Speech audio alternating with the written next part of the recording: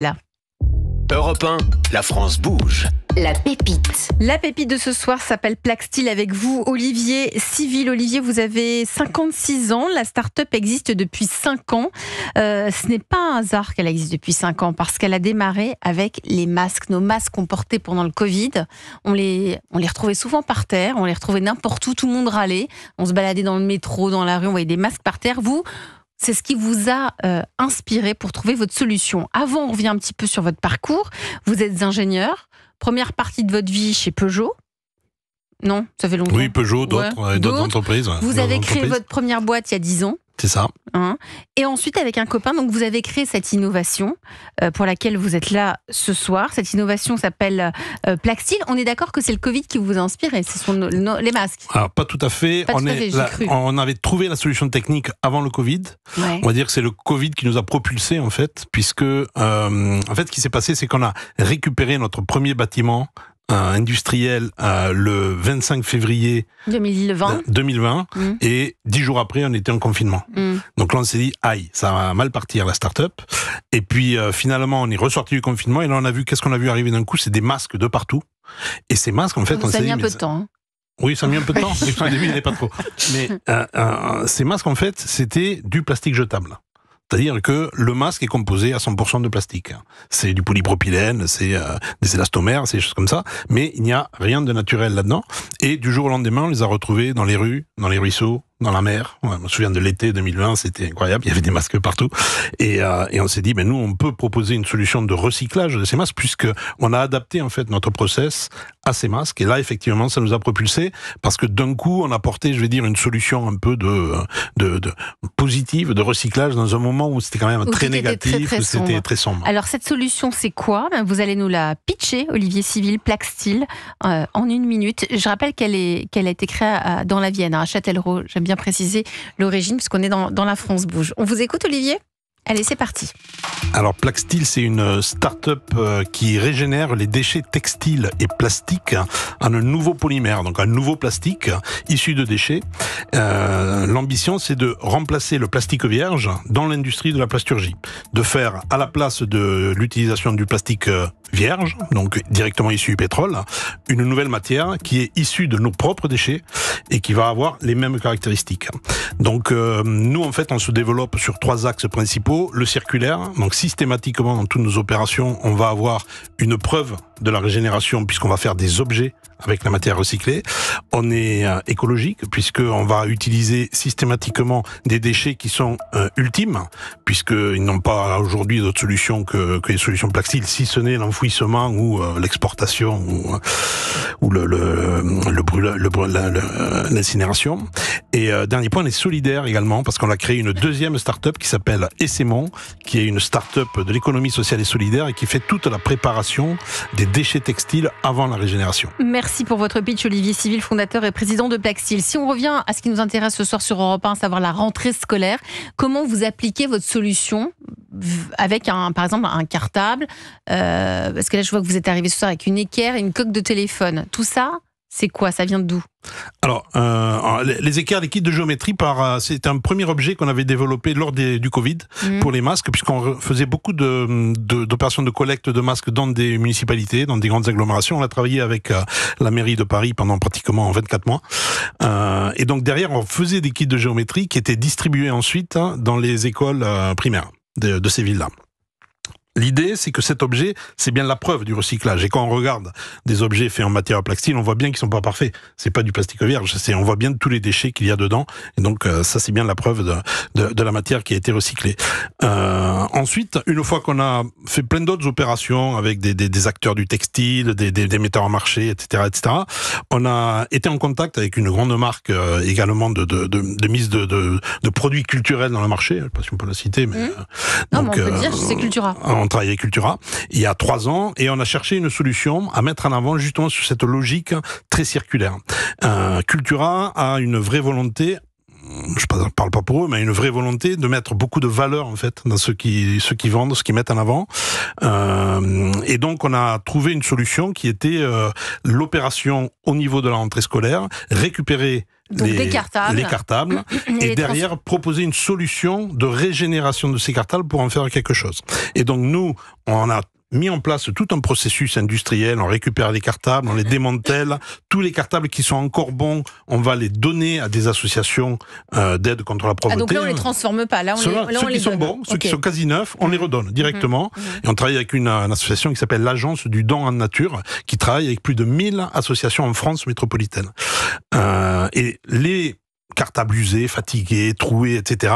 On va les démanteler, on va mettre tout le textile de côté, tout le reste, les armatures métalliques, trucs, soit ça va resservir en upcycling, c'est-à-dire dans des entreprises qui font des nouvelles trousses, des nouveaux trucs, etc. Soit ça va rentrer dans des filières classiques de recyclage du métal ou autre. Et le textile va aller chez Plaxtil, va être régénéré en matière. Ces matières vont faire de nouveaux objets. Anne-Sophie Bonnel, vous êtes la coach de ce soir dans La France Bouge. C'est pour ça que vous avez dit tout à l'heure en début d'émission, c'est circulaire comme start-up. Ouais, tout à fait. Déjà, vraiment bravo parce que Plaxtil, c'est vraiment une pépite qui coche toutes les cases. C'est une société qui se contente pas juste de recycler des déchets textiles, mais qui s'inscrit aussi dans une démarche circulaire. Donc c'est pour ça que ce mot m'est venu à l'esprit tout à l'heure. Et local et surtout tout en restant complètement française. En plus, je crois que vous avez fait tout ça quasiment sur fonds propres. Exactement. Donc bravo, parce que du coup, on voit une société qui est vraiment saine. Aujourd'hui, vous êtes rentable ou vous avez atteint un seuil Alors, on est rentable depuis le début, en fait. Nous, on fait payer nos opérations circulaires, donc vraiment. On a été un peu aidé par la région Nouvelle-Aquitaine au départ, et mais ensuite tout notre développement s'est fait effectivement sur fonds propres et grâce à nos performances commerciales et à notre développement commercial. C'est fort, hein? C'est fort parce que c'est vrai qu'une start-up généralement au début fonctionne beaucoup avec des levées de fonds, mais un certain temps avant d'atteindre le seuil de rentabilité. Mais là, non seulement on est dans quelque chose qui est vraiment écologique, qui fait du bien à la société, qui est français, et en plus qui est sain. On est sur une société hyper saine. Hyper saine. Adrien Perrol, vous êtes le patron de Bureau Vallée. Quel regard portez-vous sur Plaxtil, même s'il travaille avec un concurrent à vous? Un regard avec attention. Alors, on recycle aussi cartables et sacs à dos, on les reprend, on les rachète. Ça fait partie d'une opération commerciale. Et ma question est la suivante, parce que je retrouverais bien ce type de produit chez nous. C'est est-ce qu'il y a un modèle économique pour aller jusqu'à la vente du produit à des consommateurs? Alors, chez Cultura, on a fait 3 types d'objets depuis le lancement de l'opération, donc ça fait 3 ans. Premier type d'objet, on a fait des kits de géométrie qui ont été donnés par Cultura justement à des associations. Mais là, ce serait l'acheter. Bah oui, l'acheter pour le revendre, parce que moi, il y a des équerres, des gommes, j'en vends des millions. Pourquoi pas? Non, mais je préférais vendre ceux de Plaxtil. Hein. J'y viens. Après, on peut vendre ce Plaxtil. Après, nous, on sait. En fait, nous, ce qu'on va faire, de la matière. La matière, on va ensuite aller chez un injecteur. C'est quoi dans ce petit sachet? C'est des petites billes. Alors là, c'est des petites billes de matière Plaxtil issues de déchets textiles. D'accord. Donc là, c'est le bleu parce qu'on a mis un support masque derrière. Ah. Donc, mais ça vient par exemple de quel produit, quel objet? Ces petites billes, elles viennent d'où? Alors ça, c'est le résultat de notre transformation, de la régénération. C'est quoi? C'était là, vous avez à la fois du textile et du masque. C'était le masque et le textile, d'accord. Voilà, exactement. Okay. Nous, si vous voulez, on est un peu des apprentis sorciers ou des apprentis magiciens, ce que vous voulez. On mélange les fioles ensemble pour obtenir les meilleures matières. C'est génial. En fait, c'est ça l'objectif. Et donc, pour finir sur Cultura et les objets, cette année, on va également faire des palettes pour Cultura pour toute leur logistique. Et le 3e objet qu'on va faire chez Cultura sera lancé en fin d'année. C'est un objet complètement circulaire qui sera vendu par Cultura dans les bacs Cultura. Et bon, mais c'est quoi comme objet? Ça, je peux pas le dire. Ah bah oui, donc là vous nous parlez. Je peux pas le dire. J'ai pas l'autorisation par mon client. Mais ce sera un objet totalement emblématique, je vais dire. Dans le milieu scolaire, qui parle beaucoup. Un cahier? Ou un stylo. stylo. Ce sera plutôt dur. Dur, oui, donc un stylo. Bah, ce sera ce type d'objet tout à fait emblématique. Ce sera ce type d'objet tout à fait emblématique. Dans le milieu scolaire, c'est votre unique client? En milieu scolaire, de l'accessoire scolaire, oui. Ouais. Vous avez des besoins. On a déjà travaillé dans le sac pas scolaire. Vous avez des besoins, c'est aussi pour ça que vous êtes parmi nous ce soir sur Europe 1 notamment. J'aime bien ce besoin. Il a demandé comment on gère une croissance. On adore ce genre de besoin, nous, ici. Ouais, alors, parce qu'en fait, on est sur 2 marchés. On est sur le marché de la régénération du déchet. On est aussi sur le marché de la préparation du déchet. Et le déchet, pour nous, c'est le déchet textile. Et on voit aujourd'hui qu'il y a une forte évolution en matière de traitement du déchet déchet textile et de la filière du déchet textile. On est passé d'une filière, on est en train de passer d'une filière qui faisait beaucoup de collecte, un peu de tri, un peu de revente et beaucoup d'exportation. Type Emmaüs, quoi. Et beaucoup d'exportation. Voilà. Puis il y a une grande opération même propre et on s'est dit tous la vérité. Et on décide aujourd'hui, ou en tout cas la filière décide aujourd'hui de passer d'une filière collecte à une filière recyclage. Exact. 90. On revient justement, vous évoquiez Plaxtil, Adrien, avec Olivier Civil. C'est le moment des conseils d'Anne-Sophie Bonnel, puisqu'on disait parmi vos besoins, Plaxtil, donc c'est du recyclage. Vous avez su créer une autre matière à partir du plastique. Ça démarrait avec les masques pour le Covid. On peut l'utiliser avec les cartables. C'est pour ça que vous êtes là ce soir sur la rentrée scolaire. Mais bien d'autres produits. Parmi les besoins, c'est donc de gérer la croissance. Vous développez, ça concerne le développement territorial. C'est le moment des précieux conseils d'Anne-Sophie, la coach. Europe 1. Le réseau La France Bouge. Alors, Anne-Sophie Bonnel, comment aider, comment tendre la main ce soir à Olivier pour Plaxtil sur Europe 1? Oui, alors comme le disait Olivier, aujourd'hui on a des systèmes classiques de collecte de textiles qui ne fonctionnent plus, avec des points de collecte qui sont complètement saturés. Ouais. Toujours difficile d'aller apporter ces textiles à recycler. L'Afrique qui est saturée par les dons de textiles. Et on a Plaxtil qui arrive dans ce contexte avec une solution qui est opérationnelle, qui est locale, qui est mesurable.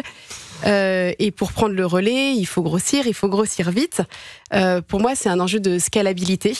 Donc il ne s'agit pas de dupliquer des sites industriels à l'identique, mais mon conseil, ce serait de créer un modèle agile avec des usines implantées localement qui soient capables de fonctionner en circuit court, avec un ancrage territorial fort, qui pourrait fonctionner par... soit par système de marque blanche ou peut-être par joint venture avec des industriels locaux potentiellement ou avec des collectivités. Peut-être que ça rejoint un petit peu la question d'Adrien tout à l'heure qui voulait savoir comment est-ce qu'on pouvait utiliser votre modèle pour l'appliquer à sa propre entreprise. À grande échelle en fait. À grande échelle, exactement. Voilà.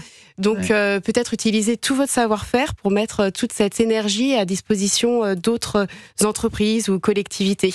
Donc pas forcément à chaque fois investir vous-même dans une entreprise, mais plutôt vraiment essayer d'être scalable en développant justement ce savoir-faire, en le transmettant et en vendant en fait votre savoir-faire qui pourrait être cofinancé par d'autres opérateurs à côté. Anne-Sophie qui a l'habitude, parce qu'elle est au sein aussi du réseau Willa, donc les startups, Anne-Sophie a l'habitude de les accompagner. Olivier Civil. Alors c'est très juste, c'est une remarque excessivement pertinente, c'est un de nos axes de développement en fait, puisque nous on a développé dans notre modèle industriel des modèles qui sont duplicables, réplicables, avec une volonté effectivement d'être proche des gisements. Et en fait, dans notre modèle industriel, on a deux modèles industriels. On a un modèle industriel de préparation des déchets textiles avec du surtri optique dans le cadre des séments, et on a un modèle de régénération de matière, donc avec une usine de fabrication de matière en fait, dans le cadre de Plaxtil. Et tout est pluggable en fait entre eux. Et on a également une réflexion ouverte sur la franchise et de s'associer avec des acteurs locaux, nationaux, internationaux sur des développements comme ça. D'autant plus que dans le cadre des séments, on est également entreprise d'insertion. Donc l'idée, c'est aussi d'amener toute la filière des entreprises d'insertion de l'ESS, qui aujourd'hui sont très fortes, très implantées au niveau des collectes, voire du premier tri, à les amener à ramener en fait une professionnalisation sur le surtri et comment répondre à un cahier des charges de recycleurs en fait, tout simplement, parce qu'aujourd'hui on est quand même très loin de tout ça. Donc cette réflexion est très très juste, bravo, merci. Et pour ça, Anne-Sophie. et c'est quelque chose vraiment moi je partage ça, et dans notre stratégie et notre développement, ça nous permet aussi de garder un peu la maîtrise de notre capital là, aussi. Là, vous avez la maîtrise de la production, etc. Mais si vous allez vous développer, il va falloir aller voir dans les régions, il va falloir peut-être investir dans des usines. Tout ça, vous y avez réfléchi, j'imagine. Alors, nous, on est très focus aujourd'hui sur une région qui est la région Nouvelle-Aquitaine, et puis on travaille là depuis le début. Le gros intérêt d'une région comme la région Nouvelle-Aquitaine, c'est que c'est l'équivalent d'un pays comme l'Autriche ou comme d'autres pays européens. C'est-à-dire que si on est capable de le faire là, on peut très bien le dupliquer ailleurs. Les volumétries, pour être très très simple, hein, aujourd'hui, sur un outil par exemple comme Essément, on est capable de faire 5000 tonnes à l'année. Un objectif sur 5 ans, par exemple, ça va être 100 000 tonnes à l'année de gestion des déchets textiles. Voilà, ça c'est les enjeux. Anne-Sophie, vous lui donnerez votre petite fiche avec les conseils. Hein. Oh bah bien sûr. Bien sûr. Mais en tout cas, nous, on y croit. C'est un marché qui va forcément énormément évoluer. Peut-être qu'il y aura des choses à faire avec Bureau Vallée, je ne sais pas. Je sens Adrien dans la réflexion. Pourquoi pas. En tout cas, vous nous donnerez des nouvelles. Vous restez avec nous.